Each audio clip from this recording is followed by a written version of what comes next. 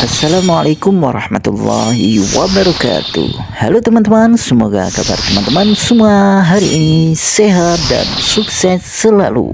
Amin.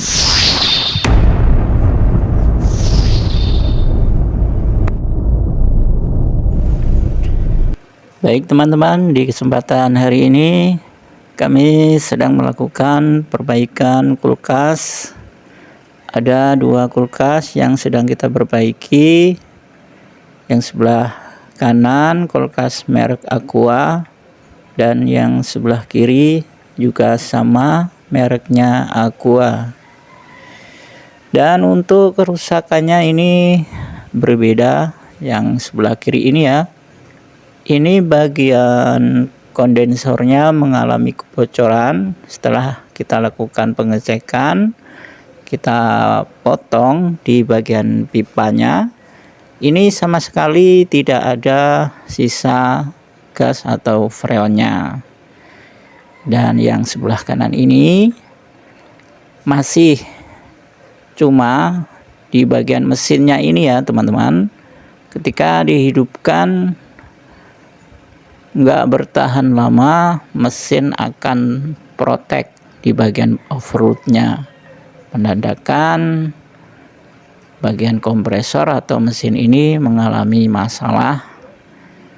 Jadi kita putuskan untuk mesin yang sebelah kiri ini kita akan pindahkan ke bagian kulkas yang sebelah kanan ini, karena untuk bagian kondensornya atau pipanya masih aman ya yang sebelah kanan. Jadi kita akan memindahkan mesin Aqua yang sebelah kiri ke sebelah kanan. Oke teman-teman, langsung saja kita lakukan pengelasan.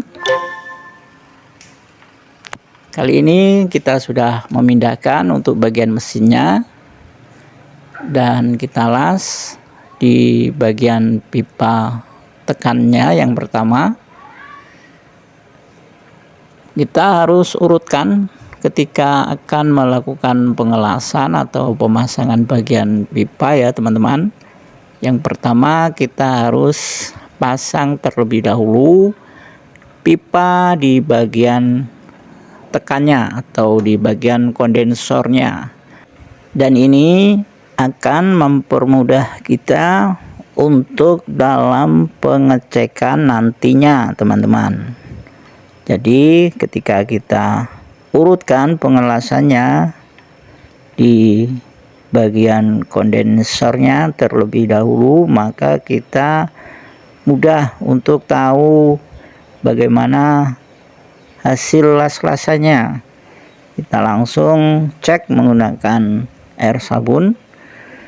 Jika kita tekan atau tahan sudah aman, maka lanjut ke bagian pipa hisapnya.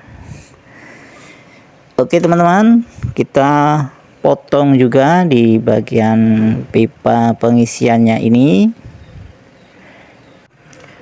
dan lanjut kita lakukan pengelasan di bagian pipa hisapnya atau pipa baliknya. Disarankan bagi teman-teman jika melakukan penyambungan atau pengelasan bagian instalasi kulkas itu harus benar-benar rapat ya teman-teman, karena nanti jika ada lubang walaupun sekecil ujung jarum, itu tetap akan membuat kulkas kembali tidak dingin. Yang pasti itu disebabkan oleh karena gas freonnya akan berlahan-lahan keluar dan habis. Baik teman-teman, kita sedang mencabut bekas pipa yang menempel di bagian kompresornya, karena ukurannya antara pipa kompresor dan pipa kulkasnya ini sedikit berbeda, jadi harus kita buang terlebih dahulu agar bisa kita untuk melakukan penyambungan. Dan kita ini masih melakukan pembuangan oli, sisa-sisa oli yang menempel di bagian bodi kompresornya ini ya, karena nampak seperti mengkilat. Ini tentunya akan mengganggu alias bau nanti ya jika kompresor bekerja, karena panas, ada oli di bagian luar.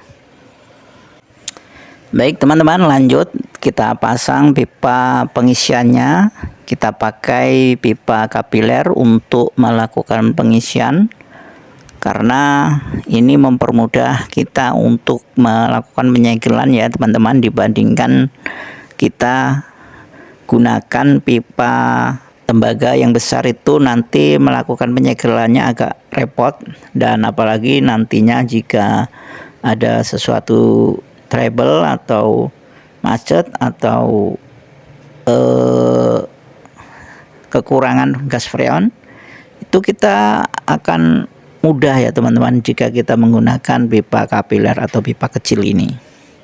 Dan tentunya ini sangat praktis sekali ya teman-teman, simple, murah jika kita bandingkan menggunakan pipa tembaga atau pipa besarnya. Oke teman-teman, masih kita lakukan pengelasan. Nah, sudah cukup.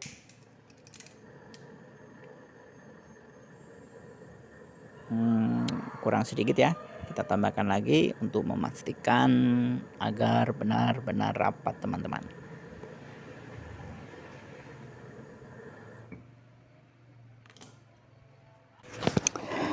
Oke teman-teman, sudah rapat nampaknya. Tinggal kita yang terakhir, kita sambung bagian pipa hisapnya atau pipa baliknya yang berada di sebelah kiri. Nah, sebelum kita sambung, kita bikin overshock, karena tingkatan pipanya ini berbeda ya teman-teman. Jadi kita harus melakukan overshock supaya bisa menyambungnya. Kita harus mencari ukuran pipanya di atasnya atau di bawahnya dari ukuran yang mau kita sambung, supaya mempermudah untuk penyambungannya teman-teman. Sebenarnya tidak perlu di overshock juga bisa ya teman-teman, tinggal kita jeberkan salah satu pipanya menggunakan tang buaya, atau alatnya juga ada ya teman-teman. Itu bisa teman-teman lakukan jika teman-teman tidak menemukan pipa untuk menyambungnya. Oke teman-teman, setelah nanti selesai kita lakukan pengelasan yang terakhir ini, baru nanti kita langkah selanjutnya yaitu pengisian gas pendinginnya teman-teman. Nah, sebelum melakukan pengisian gas pendingin, kita wajib melakukan pemvakuman alias pengeluaran udara yang berada di dalam sirkulasi kulkas tersebut. Baik teman-teman, jika teman-teman mempunyai kendala atau masalah, silakan bertanya di kolom komentar di bawah. Mari kita saling tukar pengalaman dan saling belajar. Yang namanya manusia tidak luput dari kurang dan kesalahan ya teman-teman. Jadi mari kita saling sharing supaya kita lebih baik, saling bertukar pengalaman. Mungkin yang dialami oleh teman-teman berbeda dengan yang dialami kami ya, tapi mungkin bisa menjadi solusi. Jadi kita tidak bingung karena kita ada jalan saling bertukar pikiran. Baik teman-teman, sebelum video kami akhiri, karena kita tidak bisa menampilkan videonya secara utuh, hanya sekedar atau sebagian saja karena keterbatasan waktu dan lainnya. Jadi kami mohon maaf yang sebesar-besarnya buat teman-teman. Dan ini dia kulkasnya sudah selesai kita lakukan pengisian gas freonnya, dan sudah kita las semua, sudah rapat dan sudah kita lakukan pengisian. Alhamdulillah kulkas ini sudah kembali dingin ya teman-teman, dengan tekanan ampernya 0,7 sekian dan tekanan PSI nya di bawah 10 PSI. Dan kulkasnya ini sudah mau dingin, di bagian freezernya sudah membeku, bisa teman-teman lihat ya. Kita perlihatkan buat teman-teman, kulkas ini sudah kembali beku, terlihat di bagian dasar evaporatornya sudah mengkristal. Baik teman-teman, cukup sekian video kami hari ini, dan sampai jumpa kembali di video kami selanjutnya. Dan jangan lupa di subscribe dan dipencet tanda loncengnya supaya teman-teman tidak ketinggalan video terbaru dari kami. Dan kami akhiri, wassalamualaikum warahmatullahi wabarakatuh.